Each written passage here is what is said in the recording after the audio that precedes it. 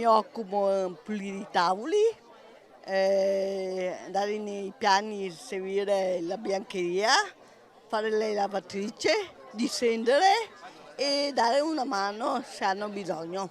Patrizia è una delle persone che fa parte del progetto regionale Turismo Sociale Inclusivo nel Veneto, coordinato dall'ULS 4, ma di cui fanno parte le altre aziende sanitarie venete. Giunto al 7° anno, l'obiettivo del progetto è quello di pensare e riprogettare luoghi e servizi del comparto turistico per renderli accessibili a tutti senza distinzioni, anche inserendo persone disabili nel mondo del lavoro. Progetto maturo, entusiasmante. Da oggi in poi tutte le località turistiche del Veneto, quindi tutte le aziende sanitarie, tutti i comuni coinvolti, tutti i partner operativi saranno attivi nelle diverse iniziative. È un progetto che è partito dal mare ma che oggi tocca a 360 gradi tutto il Veneto, quindi la montagna, i fiumi, le città d'arte, i musei.